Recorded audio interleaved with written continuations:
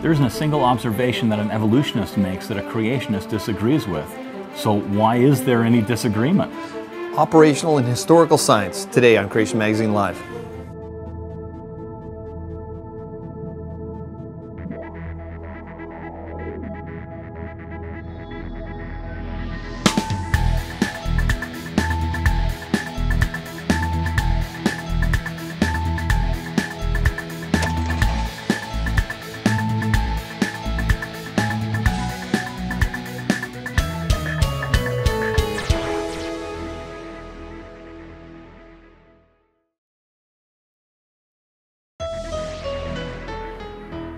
Welcome to Creation Magazine Live. My name is Cal Smith. And I'm Richard Fangrad. And this week we're going to be talking about no two ways about it. The difference between operational and historical science. Okay. You know, many times evolutionists, they always seem stupefied, right? As to why don't you creationists just accept evolution in millions of years? I mean, these are facts, you know. They rail on creationists. They say, well, you guys are ignoring the evidence, you know, that your own eyes see. You're denying science. You know, you hear these types of things after a while, and see, the problem is they've accepted certain explanations of the facts that we observed as if they were observations themselves. Like they're saying, well, we've observed millions of years. Well, no, you haven't. Yeah. You're observing facts and interpreting them that way, right? And there are two types of science, and we've talked about this many times. There's operational science, and that has to do with making direct observations and things. You can observe things happening in the present, see the results in real time.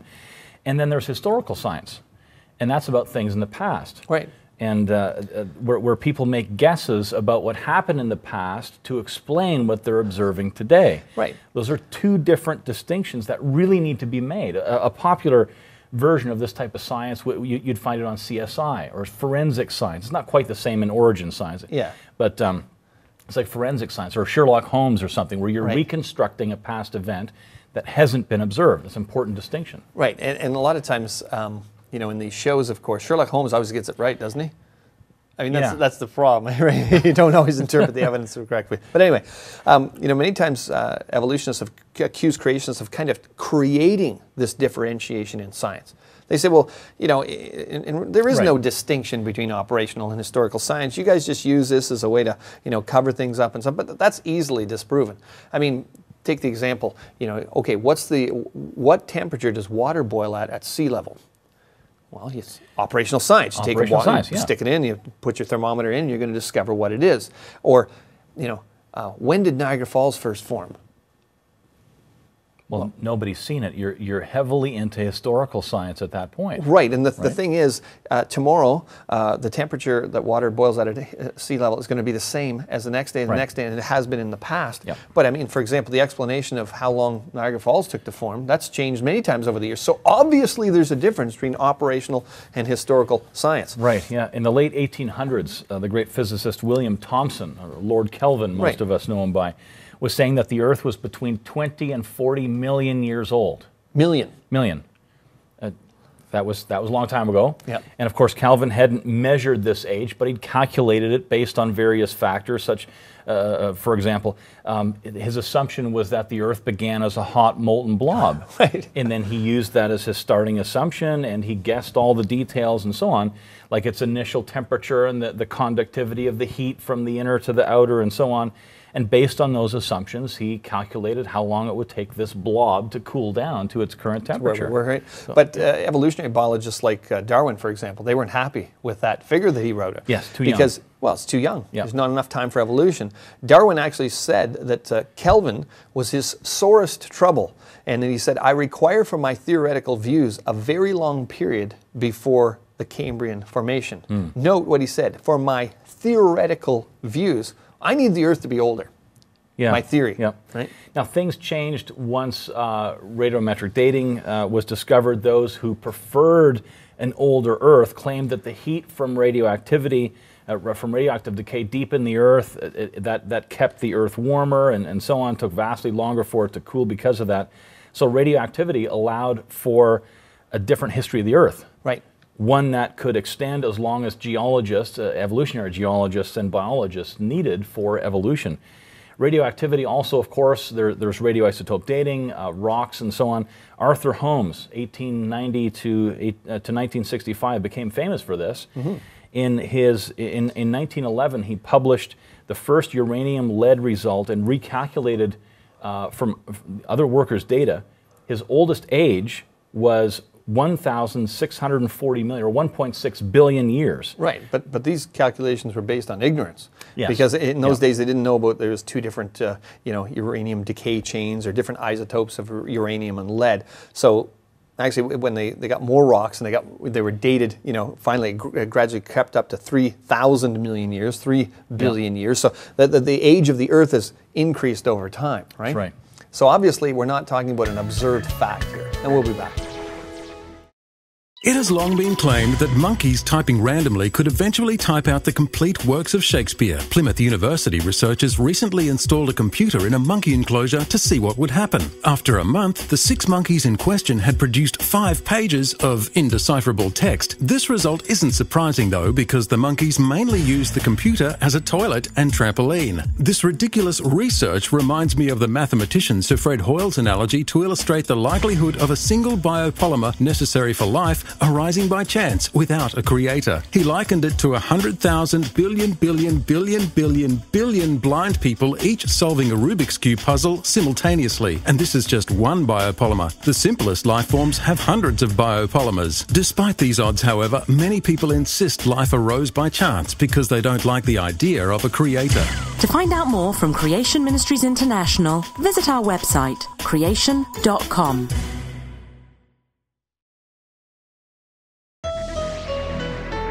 Okay, today we're talking about the difference between operational and historical science. We've talked about this many times, but this is a problem area for many people, so we want to deal with it some more. Yeah, most of the problem in defining the difference between operational and historical science comes in trying to define science itself. There isn't a real solid definition of science. It's close to that, but yep. Today evolutionists try to define science as being totally materialistic. Right. It's totally naturalistic. It can never involve conclusions that might end up pointing to God, something like that. And that's right. Atheism. Yeah. In principle. That's really? Basically, atheism is what they're spouting. Materialists, the materialists often define evolution as science. Right. And so we got these problems with definitions here, and creation as religion. So they can just ignore the issue of creation. Right. Of course, the founders of modern science saw no such distinction. There was no, for example, Isaac Newton, who's still hailed as the greatest scientist who ever lived. Yep.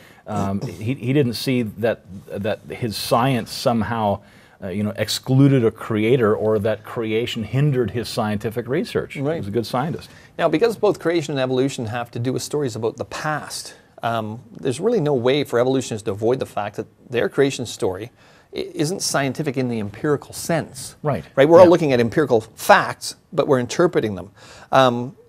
So it's not strictly in the realm of operational science, and you can actually look into some science literature to determine, is evolution science in the empirical sense. As a matter of fact, there was a 1995 report entitled the National Science Education Standards. This was delivered by the governing board of the National Research Council in the U.S. And this was to assist science educators in teaching what real science was and what science should contain, what it should not contain, kind of a criteria of what science is and what it should be. Okay, cool. And here's some of the criteria that they listed for what real science should be. They said science distinguishes itself from other ways of knowing and from other bodies of knowledge through the use of empirical standards, logical arguments, and skepticism. Scientific explanations must meet certain criteria. First and foremost, they must be consistent with experimental and observational evidence about nature and must make accurate predictions when appropriate about systems being studied. But they should also be logical, respect the rules of evidence, be open to criticism, report methods and procedures, and make knowledge public. And these explanations of how the natural world changes based on myths, personal beliefs, religious values, mystical inspiration, superstition, or the other authority, that might be personally useful and socially relevant, but they aren't scientific. Okay, very good. Well, let's summarize this list then, and we'll see if evolution matches this criteria from this organization. So, no presuppositions. It's supposed to have observational data. include accurate information, be open to criticism, have accurate predictions, and be logical. Okay, That's great. a good summary of what you just summarized. Sure. There. Well, then let's start with number one. Yeah. Do evolutionists have presuppositions? I think so. The National Association of Biology Teachers in 1995, they gave an official statement on what teaching evolution was, what evolution is. Right. And here's their statement. The diversity of life on Earth is the outcome of evolution. An unsupervised, impersonal, unpredictable, and natural process of temporal descent with genetic modification that is affected by natural selection, chance, historical contingencies, and a changing environment. That's what evolution is. So unsupervised and impersonal. Right. Okay. Well, that, what does that do? Denies the God of the Bible. It does. Yeah. So obvious was that it was biased that in response to intense public pressure, they actually deleted the words unsupervised and impersonal from the statement because it's obviously biased. But the bias was there in order for it to be removed, right? Right. You know, even evolutionists like Stephen Jay Gould, who was an atheist, he didn't believe in creation or anything like that, but he was pretty honest. And he actually admitted about science, he said, our ways of learning about the world are strongly influenced by the social preconceptions and biased modes of thinking that each scientist must apply to any problem. He said the stereotype of a fully rational and objective scientific method, which with individual scientists as logical and interchangeable robots, is self-serving mythology. So both creation and evolution are unscientific according to the standards that we just summarized. Right. Creation.com is the world's most powerful internet resource for finding answers to questions about the origins debate. It includes an online store where you can browse through hundreds of the world's leading creationist books, DVDs, and related materials. Scientists and researchers from around the world have contributed more than 8,000 articles, many of which have appeared in leading creationist publications over more than 30 years. Creation or evolution? When the results are in, which one is supported by scientific observations? Find out at creation.com. Okay, this week we're talking about the difference between operational and historical science, and we're also talking about whether evolution itself meets the criteria for science according to the United States National Science Education Standards definition of that. Okay, and we had a list there in the last segment. Well, next up on the list is observational data. Right. Okay, so let's get a definition of evolution and see if there is any for evolution. Right. For example, here's one. The theory that all living things in the world have arisen from a single source, which itself came from an inorganic form. And obviously over millions of years. So let's think about this. Has anyone observed millions of years? Nope. No. Has anyone observed one kind of creature turning into a different kind of creature? No. I'm not talking about, by the way, butterflies becoming other kinds of butterflies or bacteria. Which we agree with. Yeah, it's speciation through natural selection, genetic mutation. We understand that, but that's not talking about one thing turning into another. Right. So guess what? There is no observational evidence directly that that evolution has occurred, right? Yeah. Now, the evolutionists would complain at this point and say that, evolution takes so long that, of course, we wouldn't see it. But that's the point. You haven't seen it. You haven't seen it. So it's not observational. It's not observational, exactly. Yeah. Now, over the years, we'd hear statements like this many times, similar to this one here.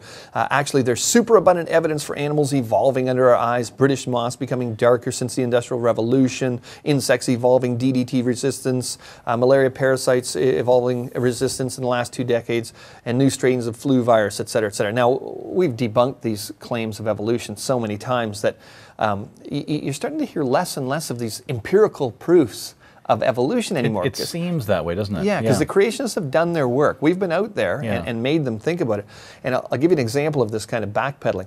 In 2008, Eugenie Scott, she's a very famous atheist in the States, and she's the director of the Evolution Promoting National Center for Science Education, which is really just an atheistic think tank. Evolution Promotion Organization. She's at Miami University, and she's giving a talk.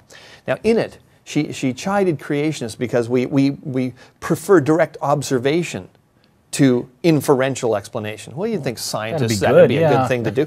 And she also said, well, you guys insisting evolutionists should provide observable evidence for their belief. That's just not, Well, of course it is, if you're going to talk about science, right? So she actually used an example, where you can tell what happened in the past based on the evidence. And she used this trivial example of a road with some cow dung on it. And the road crew had painted a stripe, and you could see it go over the cow dung. And so she's trying to use this example as, well, we can know about the fossil record and which was buried first because, an example like this, well, obviously the cow did, and then arguing from inference. Of course, some things were buried first, and no issue there. Yeah. Well, that's obvious because it's based on what we do know, not what we don't know. Right. Many people have number one seen cows doing their thing, whatever. We've seen painted lines on roads, and we've seen what happens when paint, for example, is applied over a piece of tape that might be left on a wall somewhere. We understand that. Right. We're not. It's a bad analogy. It's a really bad analogy. Now, to be honest, I mean, creationists have been using arguments from inference or analogy for years, right? Right. This is because we understand this is a historical science, not, So, for example, if you see something that has design features like a motor or a robot or something like that, well, you're going to assume there was a designer. Oh, yeah. If our universal experience is that whenever we see code systems or language systems, then we know it originated from an intelligent mind. Intelligence involved, sure. Right. Yep. And so if you see the same kinds of things like that in nature, if you see something like an ATP synthase motor or a kinesin or the language system of DNA, well, it's scientifically valid to come to the same conclusions. It was an intelligent mind and it was designed, etc. Yeah. When we see originally organic material like fossilized trees standing upright through several meters of several layers of rock, meters thick, we assume that those layers were laid down fairly quickly before the tree had time to rot. That's a standard, easy explanation. When we see unfossilized animal tissue, like we talked about several weeks ago, containing amino acid sequences with DNA and all kinds of things, within fossils of a dinosaur bone, we assume that those bones formed recently. Right. That's a natural, logical explanation for those things. Exactly. So all these logical conclusions based on these analogies and inferences, they're devastating to evolutionary presuppositions. So anyway, we'll be back and we'll talk about this more in a second. If you suffer from high blood pressure, you're certainly not alone. The incidence of high blood pressure, also known as hypertension, is on the increase. To combat this problem, doctors can prescribe several types of medication which lower blood pressure by different mechanisms. It has long been thought that black people and white people respond differently to these different drugs, so doctors were advised to consider a patient's race when choosing which medication to prescribe. But research recently published in the medical journal Hypertension has shown that this approach is flawed. Researchers found that the variation between so-called races is much less than within each racial group. So the new recommendation is that race should not be a factor in deciding which medication to prescribe. It appears that the differences between racial groups aren't that significant after all, which is what we would expect from the Bible's history and teaching. To find out more from Creation Ministries International, visit our website, creation.com.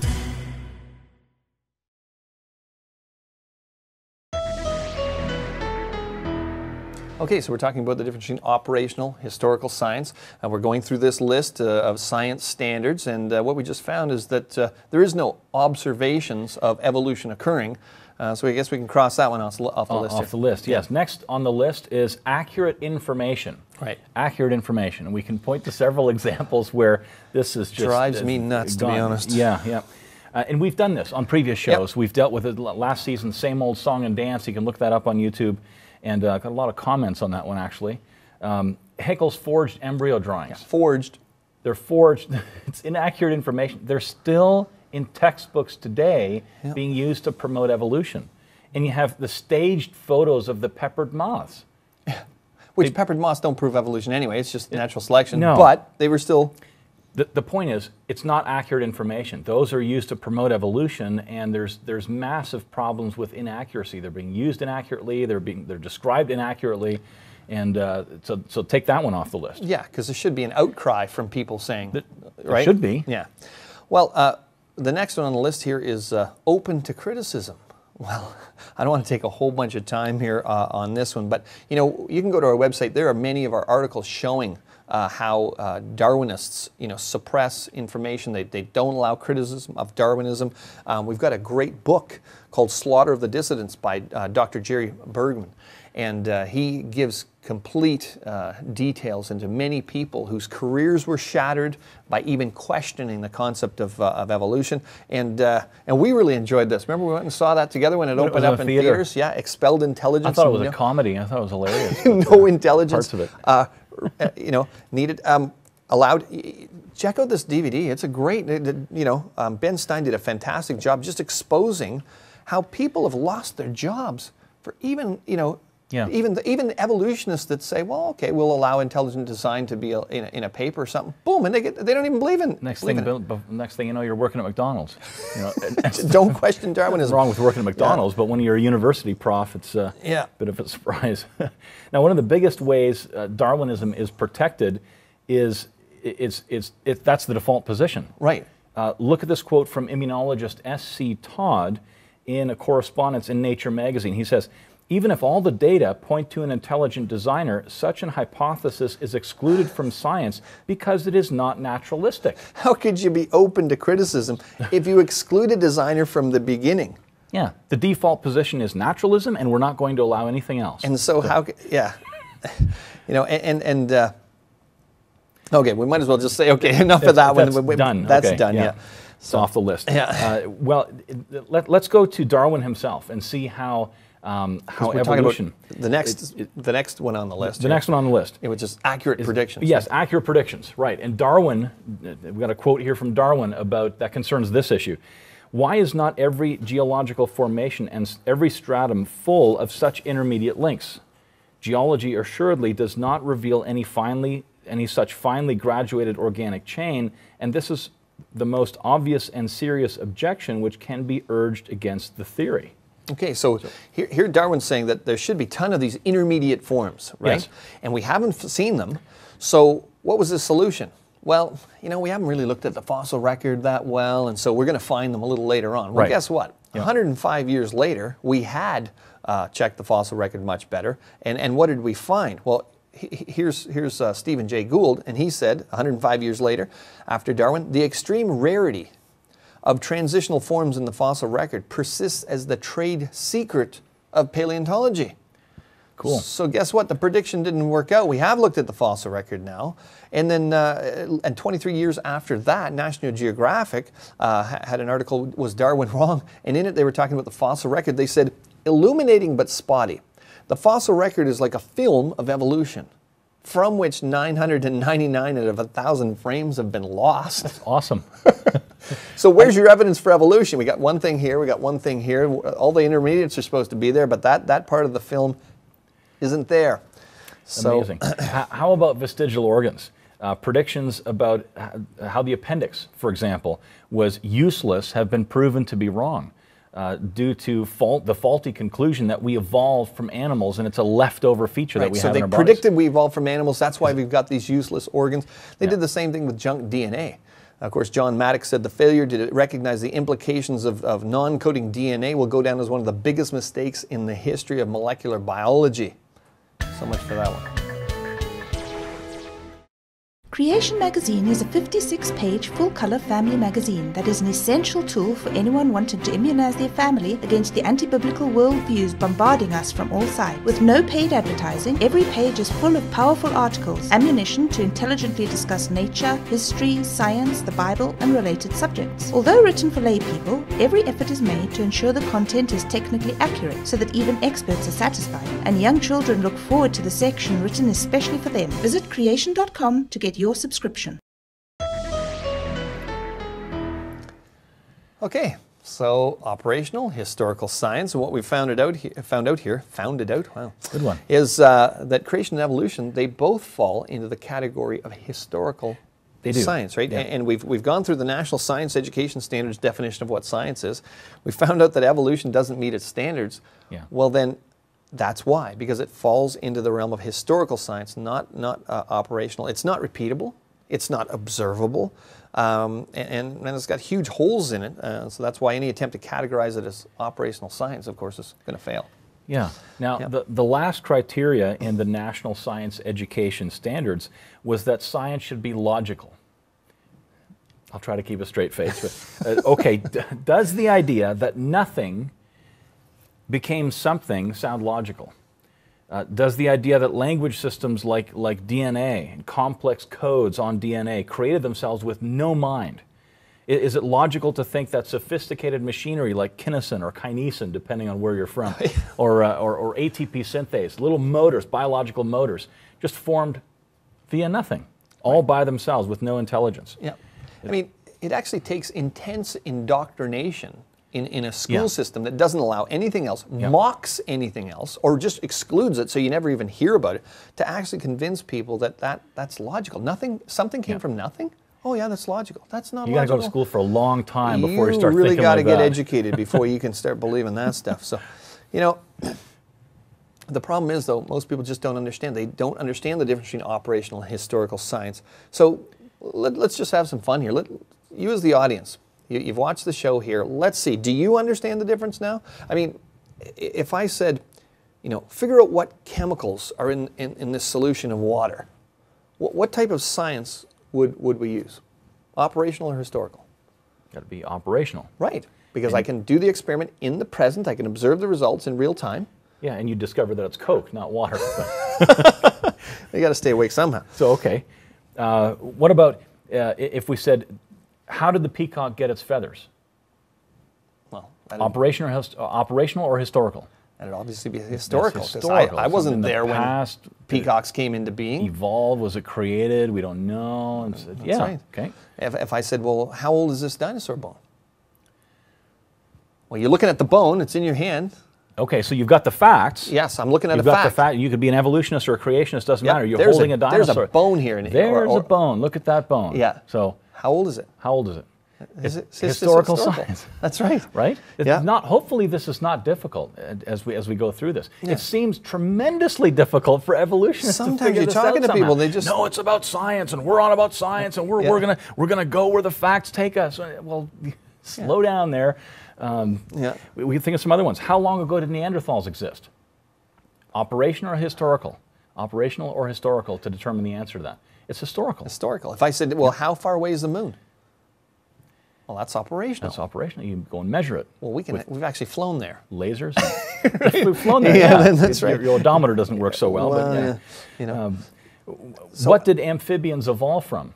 Operational or historical? Well, obviously, you're assuming the history of evolution, even in the question. Even in the question. You've already assumed the answer because you know, in a sense. How are computers made? When did God create the universe? How fast is a bullet from a .38 special travel? You know, just think about those things when you're being taught about this subject. It's very, very important. It's critical. There are two ways about it. There are. There is a difference between operational and historical science, and we need to understand that when we're thinking about these things. We'll see you next time.